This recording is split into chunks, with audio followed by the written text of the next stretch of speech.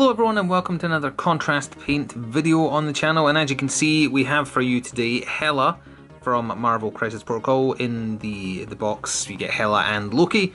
I'll show off Loki more properly in the next painting update, or painted update video I do, getting stuff painted, but there's a little preview of him, and I was using him as a kind of test run for Hela with some various ideas on how to make her look like how she's supposed to. This is definitely, like, usually I don't feel the need to not assemble miniatures to paint them, because if you can't see the thing when it's assembled, what's the point? But in Hela's case, she's got so many thin pointy bits, it really is an instance where I think if you wanted to do this very well, you would probably, like the back of her headdress is a separate piece, I would put that on after you're done with the body, just so you're able to get at it. Same with her cape, it's a separate piece as well. I would probably leave that off while you do the majority of the body. Everything else is fine, you'd have access to everything easily.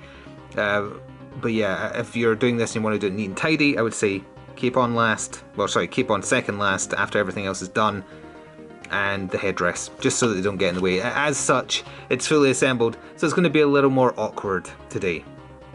Oh, speaking of which, not awkward, but speaking of things different, new lighting, so hopefully it's more in focus, better to see, easier to see without the natural sunlight, because we've still got nothing but storms here. She is based in Grey Seer, and to start with, we are going to do something a little different. I don't have the right type of green I want, but we're going to work with Warp Lightning, and the first step and the first time skip is going to go over all of her body, all of her cape with Warp Lightning. Now I know what you're thinking, her costume is black, and my hope is once we apply some Black Templar contrast afterwards, over here, a little tiny amount of the green will be visible through it. Just a slight tint, because it doesn't look like pure black on the official art of the painted miniature. So that means we can also be a little bit untidy with applying the Warp Lightning, which is what I want, because it's going to be hard to get it like the recesses of the cape, hence me saying you shouldn't fully assemble before painting it, but I did because I make mistakes. So that's what we're doing first, and then I'll go more into detail about how we're applying the black after that. But in terms of other contrast work, it'll be Basilicanum Grey on the base. The mystical flames of death around her, so they coil up her there and up and round her sword. In order to make it look different to the colours I'm using in contrast, that's not going to be done in contrast. We can talk about it more in detail, but basically it's going to be just a normal shade of green with a green wash over the top. That's the plan. So let us get started with some Warp Lightning.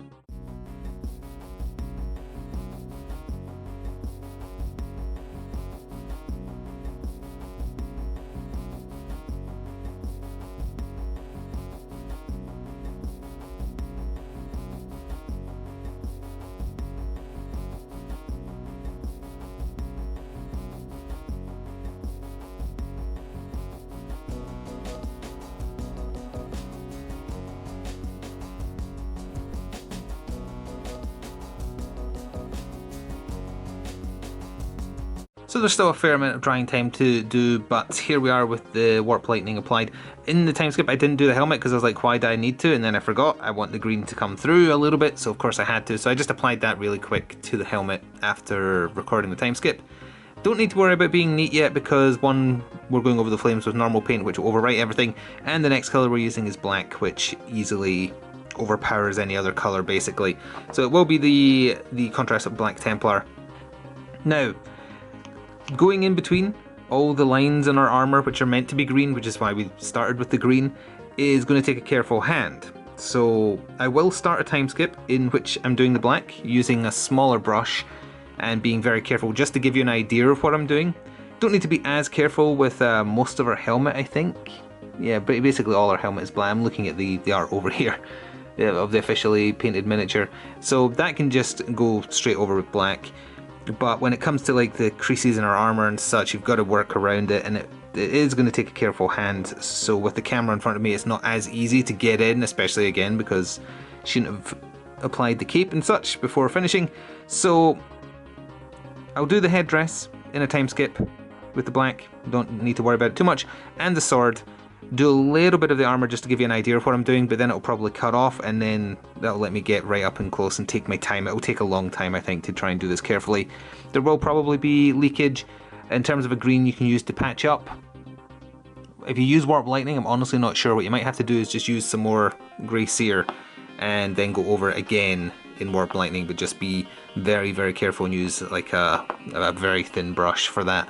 So I'm going to have to leave this sitting to dry, but that's the next stage we're doing, and then we'll worry about the Basilicanum grey base after that, and then finally the non-contrast stuff as well.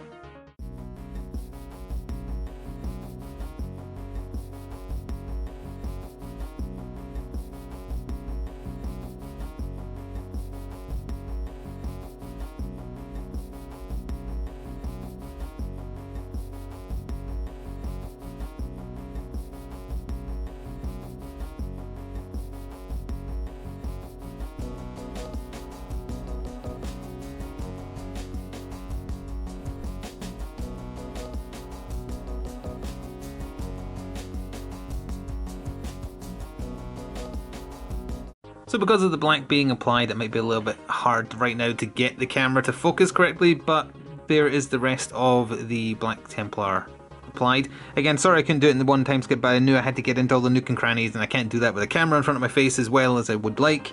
So yes, it's obviously messy, there's some bleed over onto all of this, but that doesn't matter because, as stated, it'll be getting moot green all over the top of it, plus a wash of Biotang green. But there's still one more step of contrast work to do once I let the black dry a little bit, make sure there's no other additional touch-ups. So we'll be using Guilliman Flesh on our chin, and then Basilicanum Grey on all the base, even though the rim will get picked up later with some Abaddon Black. But then that'll be it for the contrast work, and then we can do the rest. I think the green underneath the bits that have been done in black actually shine out surprisingly well, considering the purple didn't really work very well in Black Panther in that video we did for him. But it's actually come out quite nicely, especially on the helmet, believe it or not, where the very thin edges, you can tell that they're green. So I like the effect it came out with. Obviously it could be neater over there. I'm considering going over it with a wash, but I haven't decided yet. We'll wait and see how the full thing finishes. So let's get the rest of the contrast work done, and we'll talk about it then.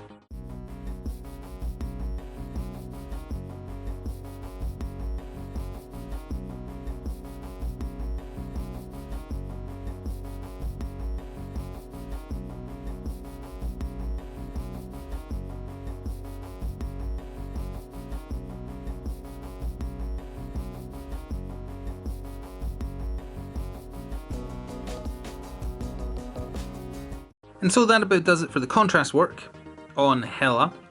Not as good as it could be again. I wish I'd left a couple of bits off before starting painting. But everything we're going to do now, as previously discussed, is not going to be using contrast paint.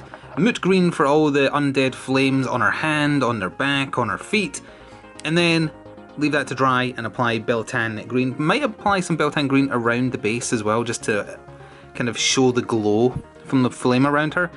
She's got one in her hand there as well, like actually in her fist, and then it's coming I was going to call it flame, but is it? Yeah, flame, I guess. It's undead green flame. It's coming round there. Beyond that, a little bit of grey sear on her eyes, because her eyes are like white in the mask she's wearing, and then probably a line of, I don't know, a line of a dark green of some type to be her lipstick if I'm feeling adventurous. So, oh, and then just some Abaddon Black on the outer rim of the base. So, a fade out and fade in for you to the finished miniature. And so sometime later we have the finished Hela. I wouldn't say I'm entirely happy with how this one turned out, but made an effort.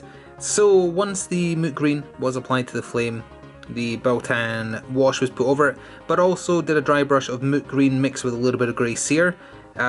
Some moot green was also dry brushed over her cape, as we'll see in a second as we start. Oh, and obviously the base was stained a little bit to show kind of like the glow in the cracks and such.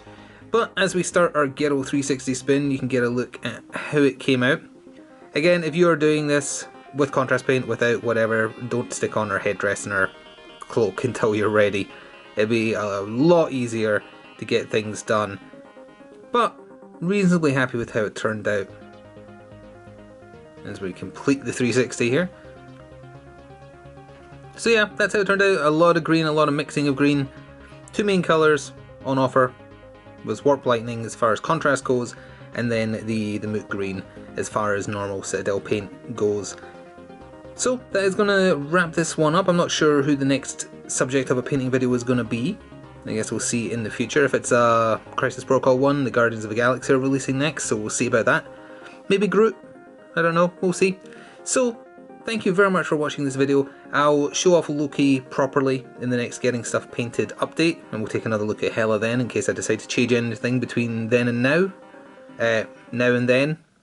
Reverse what I said, you get it. I also just sat my hand in what I was using as dry brushing. I don't know if that's visible. Good on me. I'm going to go clean my hand now, so thank you for watching, and see you next time. Ta for now.